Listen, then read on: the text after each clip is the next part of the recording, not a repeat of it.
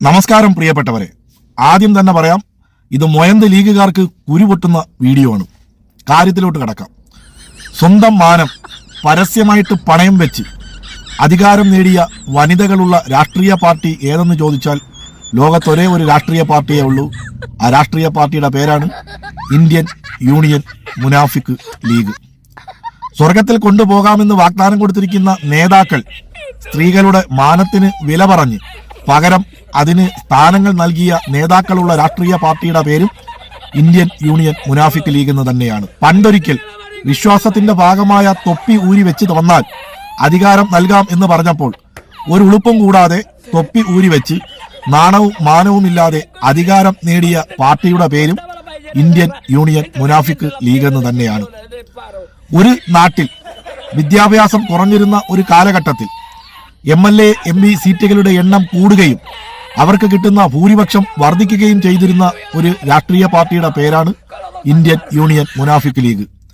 അതേ നാട്ടിൽ പുതിയ തലമുറയ്ക്ക് വിദ്യാഭ്യാസവും വിവേകബുദ്ധിയും കടന്നു വന്നപ്പോൾ അവരുടെ MLA സീറ്റിന്റെ എണ്ണം 21 നിന്നും 18ആയും 18 നിന്നും 15ആയും കുറയുകയും 15 MLA ഭൂരിപക്ഷം വളരെ കുറവായി മാറുകയും ചെയ്ത രാഷ്ട്രീയ പാർട്ടിയുടെ പേരും ഇന്ത്യൻ യൂണിയൻ മുനാഫിക് ലീഗ് എന്ന് തന്നെയാണ്. നേതാക്കൾ എന്ത് തെമ്മാടിത്തരങ്ങൾ കാണിച്ചാലും പറഞ്ഞാലും അതിനെല്ലാം കൈയടിക്കുന്ന മണ്ടന്മാരായ, ഇനിയും നേരം വെളുക്കാത്ത, ഏറ്റവും കൂടുതൽ അണികളുള്ള രാഷ്ട്രീയ പാർട്ടിയുടെ പേരേതെന്ന് ചോദിച്ചാലും ഒറ്റ ഉത്തരമേ ഉള്ളൂ, അതും ഇന്ത്യൻ യൂണിയൻ മുനാഫിക് ലീഗ് എന്ന് തന്നെയാണ്. ഒരു ജനതയെ സ്വർഗവും നരകവും പറഞ്ഞ് പേടിപ്പിച്ച് സിറാത്തിന്റെ പാലം കടത്താൻ ഞങ്ങളെ ഉള്ളൂ എന്ന് പറഞ്ഞ് പറ്റിക്കുന്ന രാഷ്ട്രീയ പാർട്ടിയുടെ പേരും ഇന്ത്യൻ യൂണിയൻ മുനാഫിക് ലീഗ് എന്ന് തന്നെയാണ്. കോണിക്കോട്ട് കൊടുത്താൽ ആ കോണി വഴിയാണ് സ്വർഗത്തിലേക്കുള്ള പാതയെന്ന് പറഞ്ഞ് പഠിപ്പിച്ച രാഷ്ട്രീയ പാർട്ടിയുടെ പേരും ഇന്ത്യൻ യൂണിയൻ മുനാഫിക് ലീഗ് എന്ന് തന്നെയാണ്. വനിതാ സമ്മേളനത്തിന് സ്റ്റേജ് കെട്ടി ആൾക്കാരെയും വിളിച്ചു കൂട്ടിയിട്ട് വേദിയിൽ മുഴുവൻ പുരുഷന്മാരെ ഇരുത്തുന്ന രാഷ്ട്രീയ പാർട്ടിയുടെ പേരും ഇന്ത്യൻ യൂണിയൻ മുനാഫിക് ലീഗ് എന്ന് തന്നെയാണ്. ലീഗിനെ രാഷ്ട്രീയപരമായിട്ട് വിമർശിക്കുന്നവരെ എല്ലാം പച്ച തെറി വിളിക്കുന്ന മൊയന്ത് ലീഗുകാരെ കുറിച്ച് ഓർക്കുമ്പോൾ ഒരു കാര്യം ഓർമ്മ വരുന്നു. ലോകാവസാനത്തിന്റെ അടയാളമായി പ്രവാചകൻ പല അടയാളങ്ങളും നമുക്ക് പകർന്നു തന്നിട്ടുണ്ട്.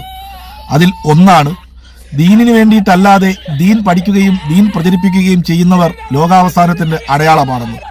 ആ പ്രവാചകൻ എങ്ങാനും ഇവരെക്കുറിച്ചൊരു സൂചന നൽകിയിരുന്നുവെങ്കിൽ ആ പ്രവാചകനെയും ഈ മൊയന്ത് ലീഗുകാർ തെറി വിളിക്കുമായിരുന്നു, ഉറപ്പ്.